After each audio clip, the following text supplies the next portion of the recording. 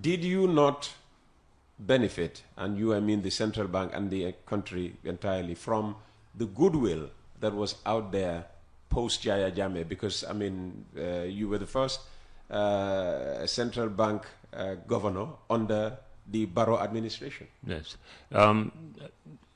Yes, when... We had a lot of euros pouring into this country, a lot of dollars pouring into this country. Yes. So which meant that your international reserves were really good, you know. Yes, but, you know, when there was a change in 2017. 2017 was when the change. We voted for change in 2016, and the change came about in 2017. Yes. So what happened was that first we did not have any reserve because there were these swaps, and so when we came the first 3 months I wasn't even sleeping. Oh no! Why? I could not. What kept you awake every night? When the central bank does not have reserves, you cannot sleep, because reserves is very critical. What happened to our reserves? Well, everything was depleted. Before Jammeh left? It was a long process.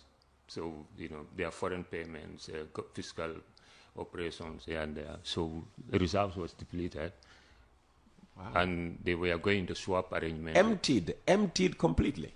Well, I inherited 38 million, because if you have like 50 million and then there is a loan of 38 million swaps, so obviously you say reserve was less than 2 weeks of imports of goods and services. It's me, wow. Yeah, and as economists, the rule of thumb is that you must keep at least 3 months of imports.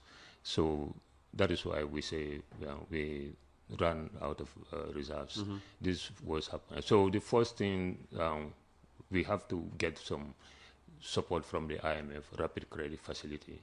You know, it's an emergency support from the IMF. But also what because donors, they want to see progress, and they want to be so that you are doing the right thing. So the first thing we did was we reformed policies in the country. One of them was the reference rates. We reformed all those policies, and then we paid.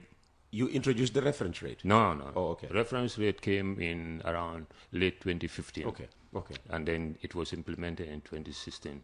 But when I came, those kind of policies, we abandoned them. And then we went for market-friendly policies. And that paid us.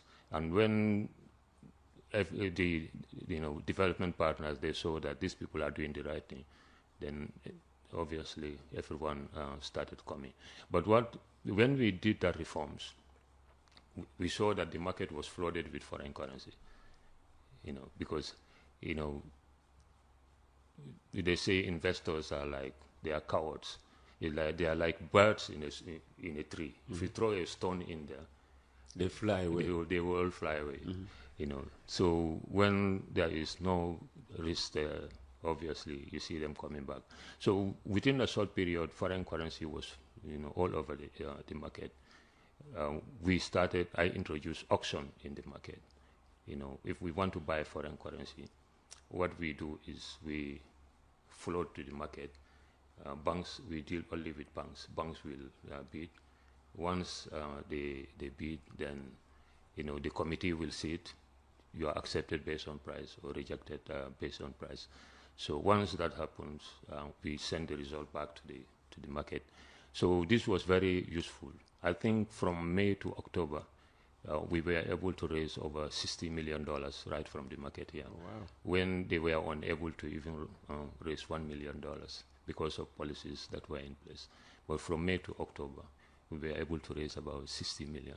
And by the end of the year, we paid all the swaps, $38 million. We paid everything. And then we were able to save over $100 million. So by the time I was leaving the central bank, the country has reserves which this country had never had in our history. Mm-hmm.